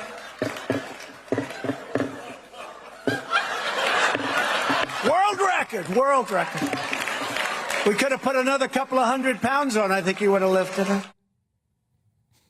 I mean, you might have expected the first female vice president to stand up for women's rights over Donald Trump, but here we are. Ashley James, your face was a picture during that. Very angry, very angry. Ashley James, Adam Brooks, John Starshant, do stand by because coming up, should taxpayer money really have been spent on woke art? Asking straight white men to, quote, pass the power. My superstar panel will return to debate that at 10:30, and there'll be more of tomorrow's papers hot off the press too. But up next, the world's most famous economist this week, former Thatcher advisor Professor Patrick Minford, gives his verdict on the tax row that could decide the next Prime Minister. Don't go anywhere.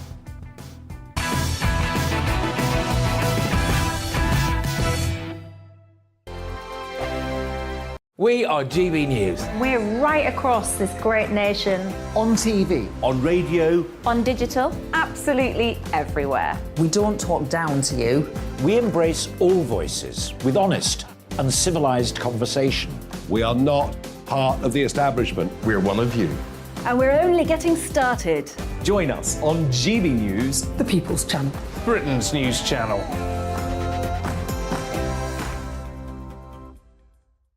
Hi there, it's Stephen and Anne. At breakfast from 6 a.m, you'll always be caught up with everything you need to know.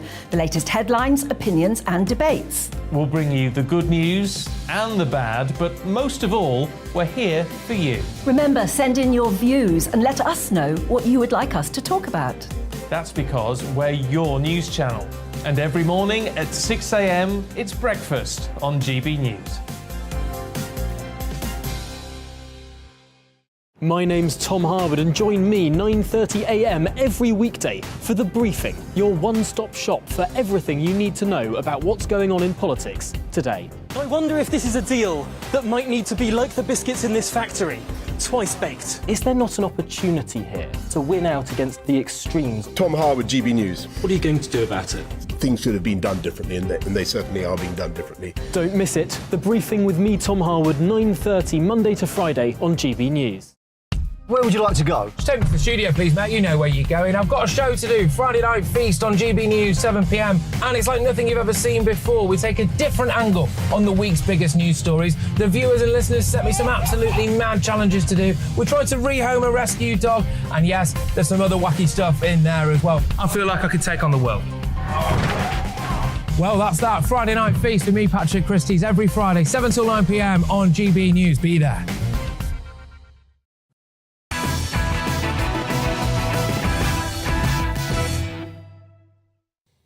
Welcome back. He's become probably the most famous economist in the world after being thrust into the centre of the fiery race to be the next Prime Minister. Former economics advisor to Margaret Thatcher, Professor Patrick Minford, has been held up by the Tory leadership contender Liz Truss as a key backer of her economic agenda should she win the keys to number 10. The Foreign Secretary is determined to slash taxes immediately, while former Chancellor Rishi Sunak, who has raised our tax burden to the highest in 70 years, is opposed to immediate cuts. Of course, most of the MSM has been on a campaign to trip up Truss, but she came out on top when BBC Rottweiler Nick Robinson thought he had a gotcha moment on the Today programme last week. Watch. My tax cuts will decrease inflation. Really? Because what they Can do... you point to a single chancellor, a single governor of the Bank of England, single leading economist who thinks that cutting taxes with borrowed money does anything other than increase inflation? Patrick Minford, who's written an article about it this weekend. There's one. There's one. But he is distinguished in many ways, but he is not what I just listed. He is not one of the leading economic thinkers in this country. Nick, we have had a consensus of the Treasury, of economists, of the Financial Times, of other outlets peddling a particular type of economic policy for the last 20 years. In a bid to discredit the renowned professor, Team Sunak are now clinging to claims he said the Truss policy would lead to 7% interest rates, something Minford strongly denies. But check out how many times Sunak relied on those claims in the BBC debate on Monday. Your own economic advisor, your own economic advisor has said that your plans would mean that interest rates would have to go up to around 7%.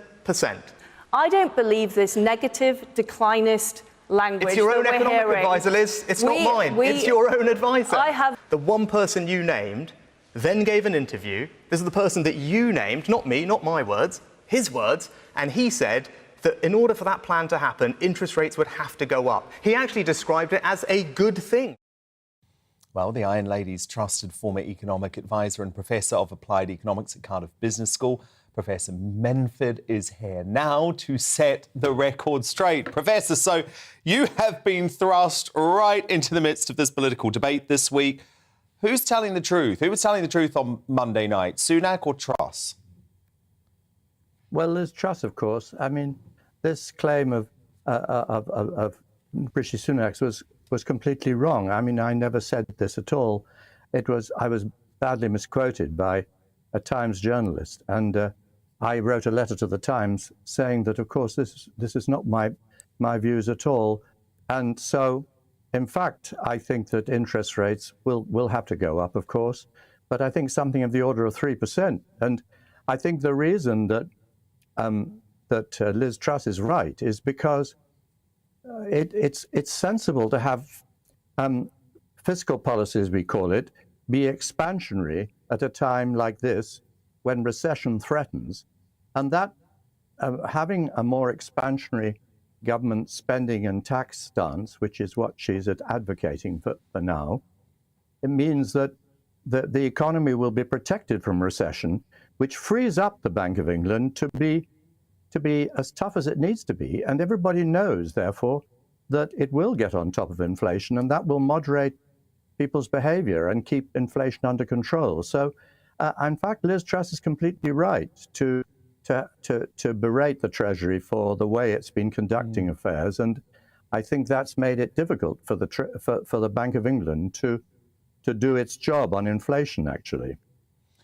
And so, just to clarify that point, absolutely, you do not believe that there's any chance that the Liz Truss tax cuts will see interest rates reach 7%? No, I don't think there's any chance of that at all. I think that what Liz Truss's proposals mean is that the Treasury will be more supportive of the economy and will head off recession, making it possible for the bank to have more freedom of action. And that will strengthen its credibility because people will know that it has the power to stop inflation, and that itself will act to restrain this inflationary situation we've got. On top of the fact that a lot of this inflation is due to supply-side shocks, which will reverse themselves. So I think we'll see interest rates go to about 3%, and inflation should come down to about 5%. And that will be helped by the Treasury changing from its rather negative policy and supporting the economy during this period and heading off recession. Now, of course, you have spent your career going against the grain. The reason you came to Margaret Thatcher's attention initially was the fact that you published a letter which criticised a statement issued by 364 prominent economists at the time, which attacked her economic policy. Do you feel the same thing's happening now in terms of a lot of economists who seem to want to attack Truss's tax cuts agenda? And if so, why? Why do you think there's this desire to attack it? Well, there's an establishment view. As she said in her interview with Nick Robinson, there's a sort of establishment Treasury orthodoxy views supported by The Economist and the Financial Times and a lot of kind of conventionally minded economists. And I just don't think they understand how the economy works, much as at the time you're referring to when the 364 economists wrote to the Times. They didn't understand how the economy worked then. And these things do happen. You know, you can get a great consensus among economists with the wrong model of the economy, as we would put it, you know, not understanding how it works. Then they all thought that inflation could be solved by beer and sandwiches at number 10, and that the government should, you know, be very supportive of the economy at any cost and let inflation rip. And of course, because they would deal with it by controls. And of course, that was complete nonsense, as really was obvious at the time, but not, unfortunately, to our profession, which at that time were completely wrong about all this. And today, they've got it into their heads that the Treasury should pursue austerity at any price, and that its it's crazy and wrong to borrow. But of course, the whole point about having a government that's got a good reputation in the markets is that it should have the flexibility to borrow so that it can avoid making terrible mistakes like putting up taxes, that are needed to be kept low for competitiveness of the economy. The idea that you can't borrow to do that is simply damaging to the economy. So there's this mindset around that has been around for a couple of decades now, starting with austerity and leading to, the period after the financial crisis when we had a sort of thing about doing any borrowing. And of course, that meant that the Bank of England had to print lots of money to try to get the economy to recover, which drove interest rates down to zero and made a terrible mess of the economy, to be quite honest. So you would actually argue that Liz Truss's tax cuts are the responsible thing to do? Well, I think they're clearly the responsible thing to do, because when we've just embarked on Brexit, which is a long-term program to put the economy under our own government, choosing to do have our own tax regime and our own regulations.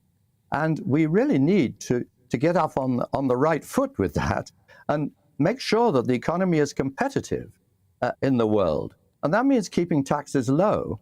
And it means not putting up things like national insurance contributions, which will raise wage costs and damage our competitiveness. So we need to be pursuing a supply-side reform agenda of liberalizing regulation and keeping taxes very competitive and attractive to the outside world. And so I think Liz Truss is completely right on this point. And for Rishi Sunak to put up taxes or to plan to put up corporation tax, which is a vital element in our corporate competitiveness, and also to put up national insurance contributions was a very bad mistake. And I'm really pleased that Liz Truss is committed to reversing it. Absolutely. Thank you so much for clearing it up and hitting back at that fake news too. Really important stuff. That was former economic advisor to Margaret Thatcher and Professor of Applied Economics at Cardiff Business School, Professor Patrick Minford, who has become, by far the most famous economist in the world this week at the centre of quite a political storm. But coming up, is the Royal College of Obstetricians and Gynecologists right that trans men choosing to, quote, chest feed should be offered the same support as women breastfeeding? Columnist extraordinaire Rod Little uncancelled on that at 10:40. But next, should taxpayer money be splashed on woke art taking aim at straight white men? We'll debate that in the Media Buzz and take a look at more of tomorrow's newspaper front pages hot off the press. See you in a few moments.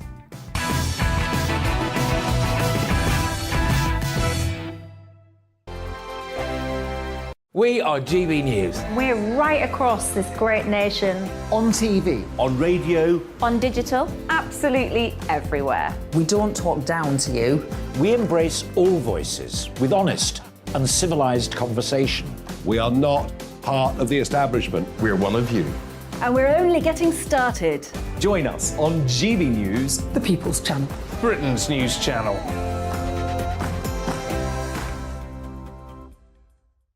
Hi there, it's Stephen and Anne.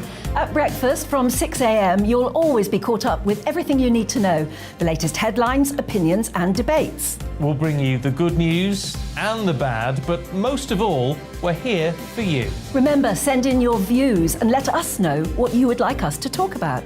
That's because we're your news channel. And every morning at 6 a.m, it's breakfast on GB News. My name's Tom Harwood and join me 9:30 a.m. every weekday for The Briefing, your one-stop shop for everything you need to know about what's going on in politics today. I wonder if this is a deal that might need to be like the biscuits in this factory, twice baked. Is there not an opportunity here to win out against the extremes? Tom Harwood, GB News. What are you going to do about it? Things should have been done differently, and they certainly are being done differently. Don't miss it. The Briefing with me, Tom Harwood, 9:30 Monday to Friday on GB News. Where would you like to go? Just take me to the studio, please, mate. You know where you're going. I've got a show to do. Friday Night Feast on GB News, 7 p.m. And it's like nothing you've ever seen before. We take a different angle on the week's biggest news stories. The viewers and listeners set me some absolutely mad challenges to do. We tried to rehome a rescue dog. And yes, there's some other wacky stuff in there as well. I feel like I could take on the world. Well, that's that. Friday Night Feast with me, Patrick Christie's, every Friday, 7 till 9 p.m. on GB News. Be there.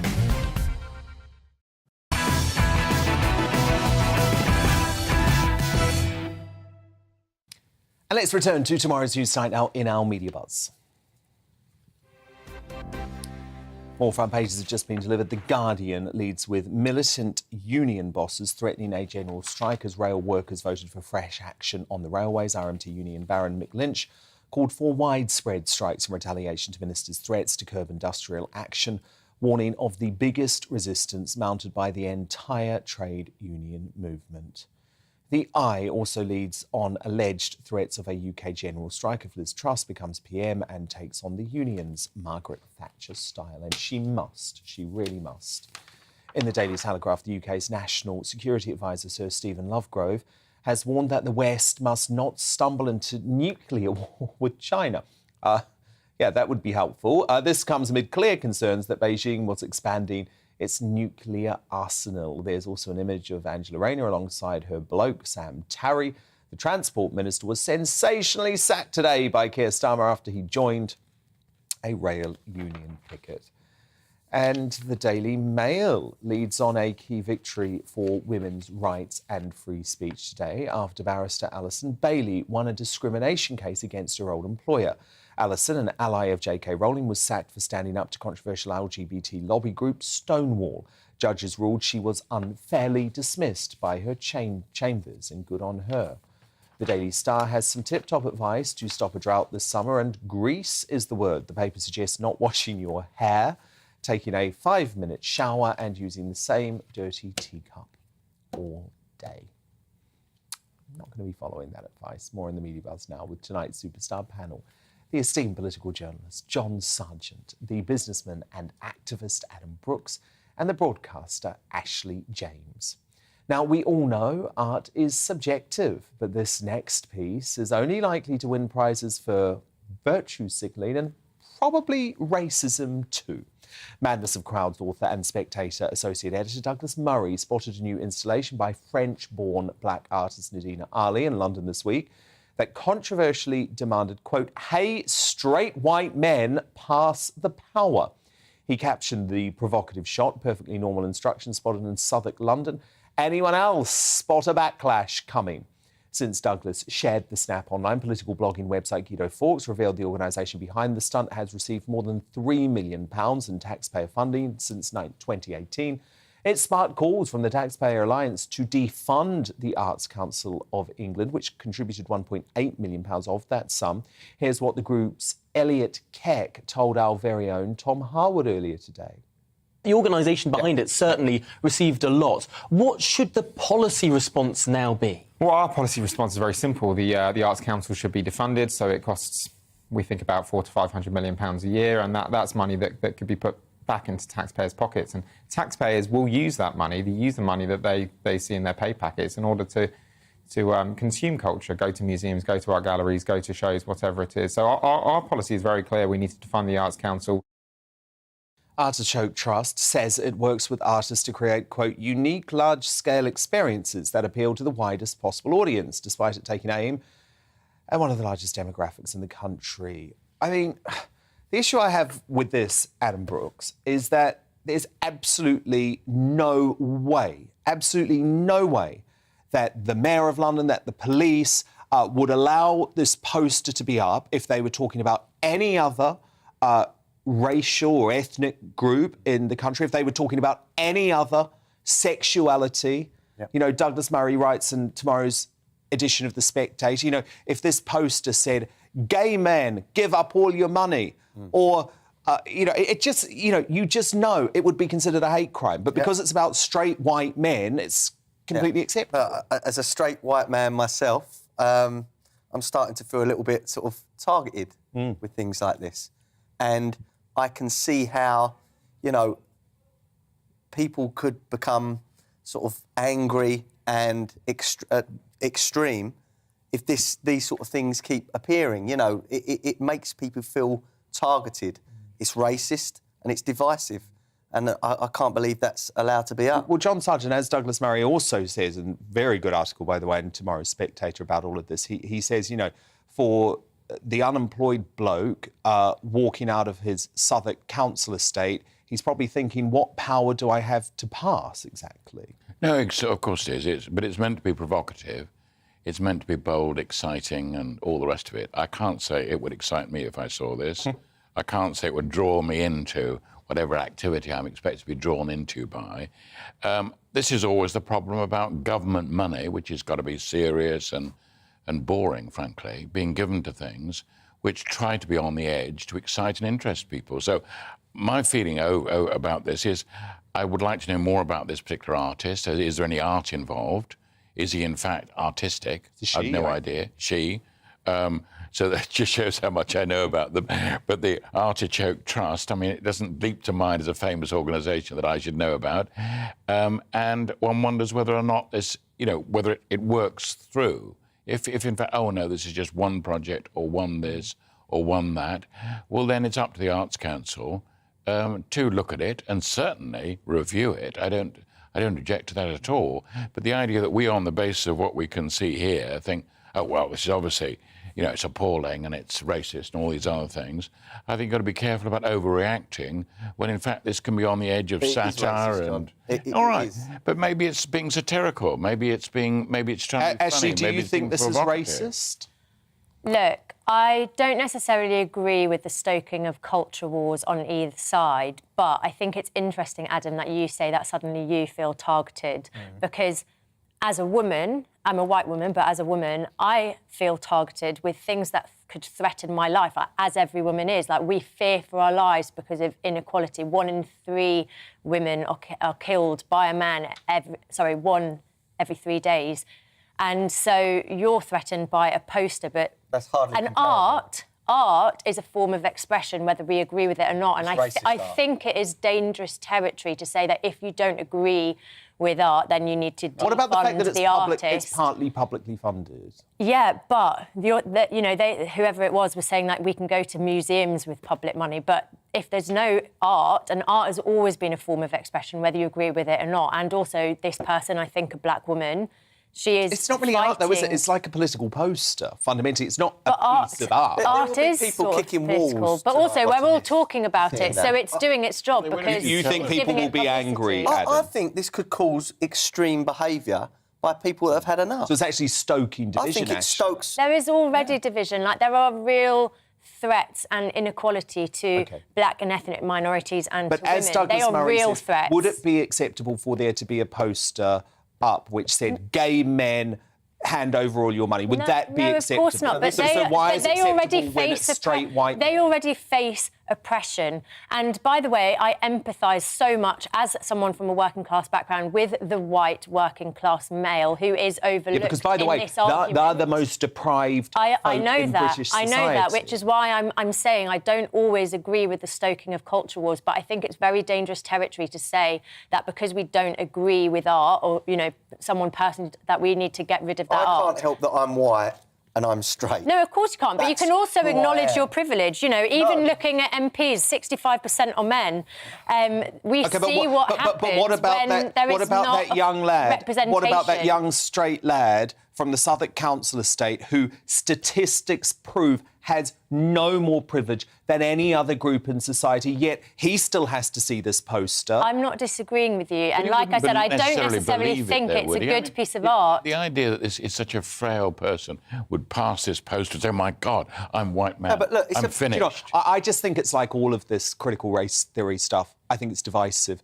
I sign up to the John Lennon view of the world, the Martin Luther King Jr. view of the world, which is that we should be a colourblind society. But I don't think that this post... Well, we should be. And I do not believe that this post would be accepted if we were talking about any other sexuality, any other The reversal gender, of any Roe other versus colour, Wade shows and what that is wrong. happens when there are straight white men only in power, which is why we need more women in power, why we need more black and ethnic I disagree with that minorities in power, because we if are you look not at the Republican colourblind. Party, We are not colourblind. no, because Roe v. Wade is an American political issue. There is just as many females in the Republican Party who support Roe v. Wade. That is a fact. So, the Supreme Court is... Now, look, a spokesman for Artichoke, the organisation behind the poster, said tonight the artwork in question raises critical and urgent questions about the society we live in. We're not asking that the public should necessarily agree with the statements in any of the artworks, just that they should think and debate the ideas. Well, we've certainly done that tonight, haven't we? You think it's a cop-out? It's a cop-out. Anyone that offends anyone, they can say, oh, I'm a comedian, or I was doing it as a social experiment. Yeah, it's but a we cop-out. shouldn't also think, whenever we see something we disagree with, saying it should be banned. No, but that is that'd racist, be a dreary... I know, well, it's not... I'm offended for by me, it. well, you shouldn't be, and you shouldn't be... No, Adam, you've just got to be tougher now. Don't be such a snowflake, Adam. Now, if you thought that the World Health Organization couldn't get any less credible, think again. A long-standing member of the Communist Party of Britain, very terrifying woman to me, Professor Susan Mickey, has astonishingly been appointed as a chair of one of the advisory groups for the WHO. A relentless COVID doom-monger, Mickey has spent the past few years demanding Brits sacrifice their freedoms to the virus and is an expert and wait for it behaviour change. If that isn't a red flag, then I don't know what is. Just take a look at what she had to say last year on what she believes is the best way to control the virus long-term. Vaccines are a really important part of the pandemic control, but it's only one part. Test, trace and isolate system, border controls are really essential. And the third thing is people's behaviour. That is the behaviour of social distancing, of when you're indoors, making sure there's good ventilation, or if there's not, wearing face masks, and hand and surface hygiene. We'll need to keep these going in the long term, and that will be good not only for COVID, but also to reduce other... So when you say long term, sorry to interrupt, Professor Mickey. When you say long term, what do you mean by that? How long? Very quickly. I think forever, to some extent, because... Why didn't you say that? Oh gosh, forever. That's what makes me angry. Forever. Now, this mad communist will wield her hysterical influence as chair of the World Health Organization's Technical Advisory Group on Behavioral Insights and Sciences for Health. This is scary stuff, people. The Chinese Communist Party has already infected the WHO with their mad ideology, and now we have British communists propping up their warped worldview. I actually think Trump had the right idea when he defunded the World Health Organization. I really do mean that. Ashley James, Adam Brooks, John Sargent, do stand by, because coming up, the crowning moment of the show will reveal today's greatest Britain and Union jackass. But next, should trans men choosing to chest feed be offered the same support as breastfeeding women? Rod Liddell is uncancelled. First, though, quick look at what's coming up in tomorrow's show.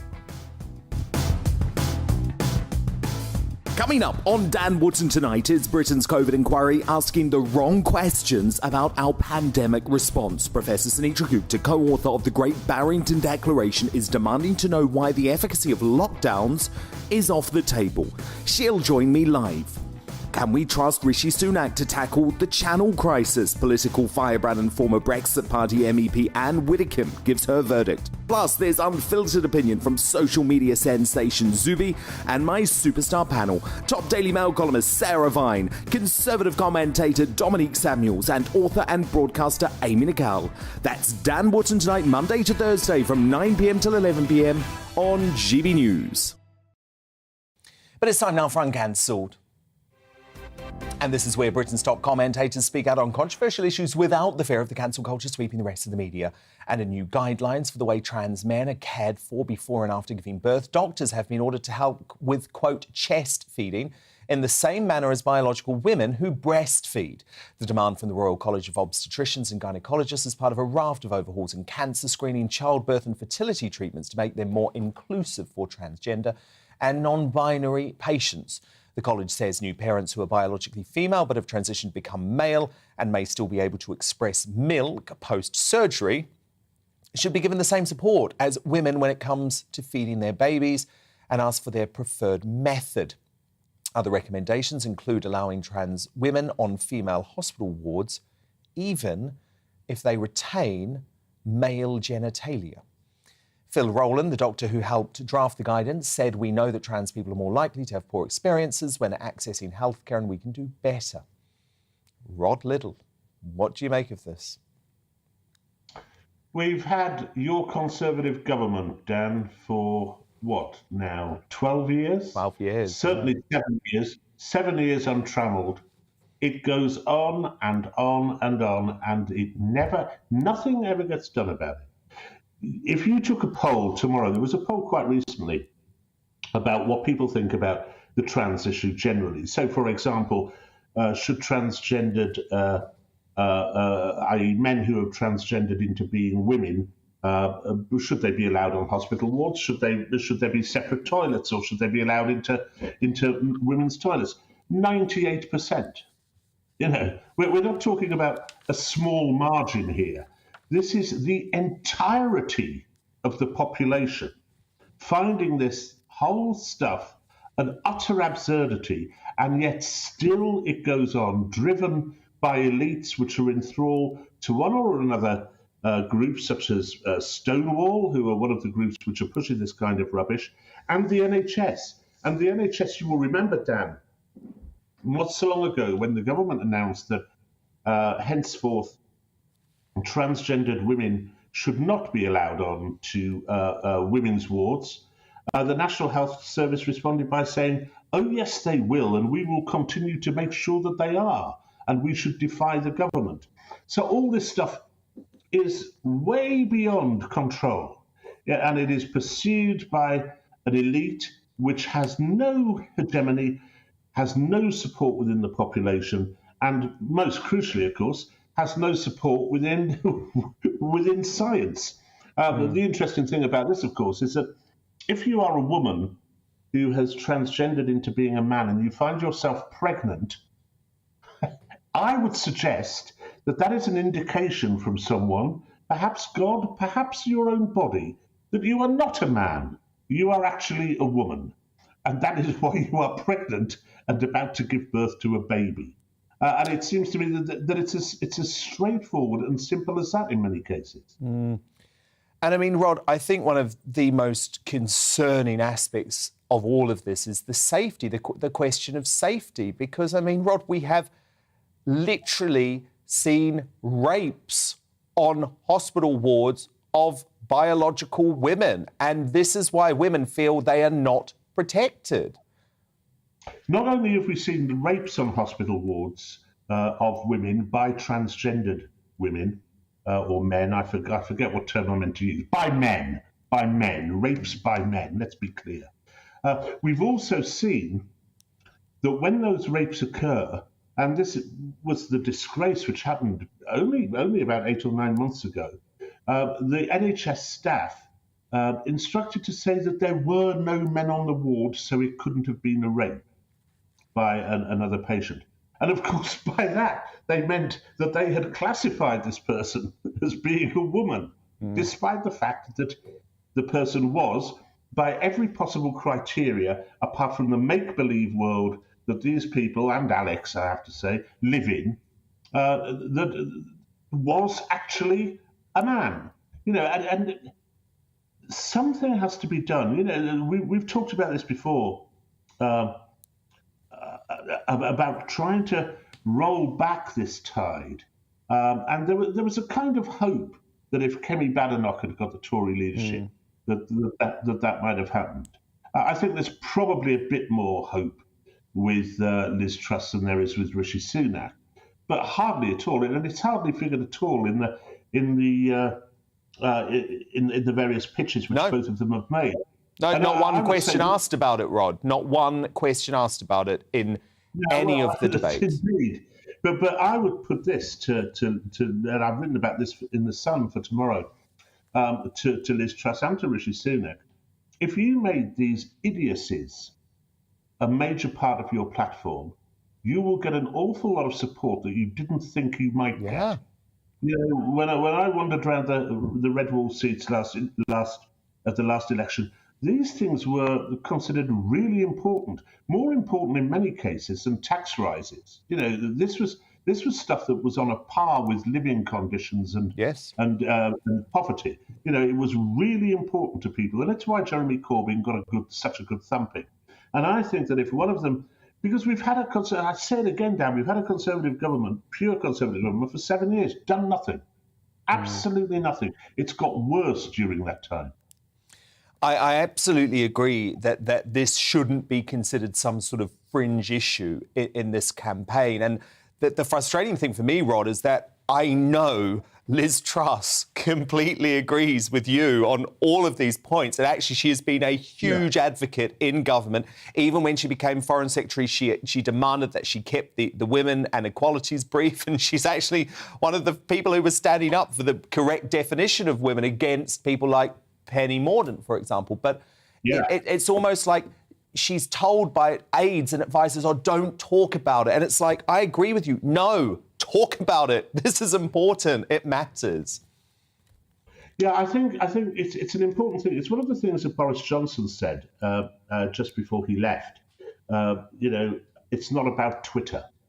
Yeah. So if you listen to Twitter, you might well get the view that there is a culture war going on, and that there's 50% on one side and 50% on another side.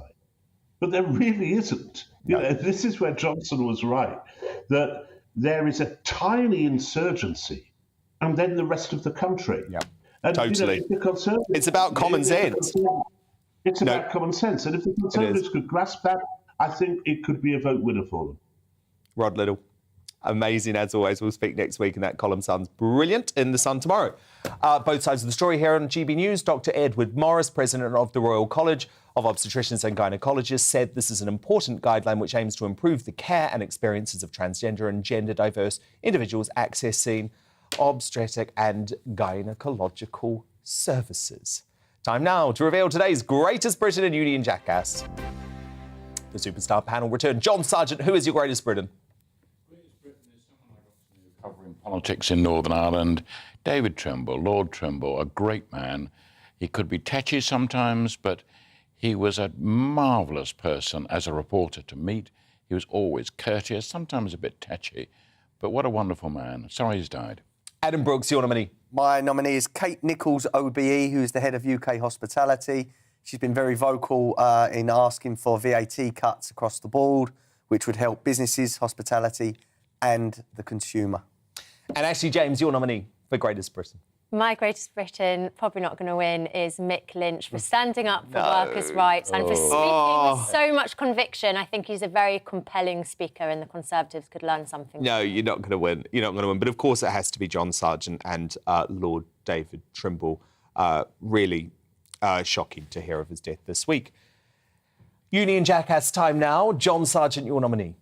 Well, my nominee, he was once my hero on this programme, but I'm afraid Rishi Sunak. The tide has turned. I love it. I'm sorry. And this is for his tax U-turn. This U-turn, it is a U-turn over tax, VAT.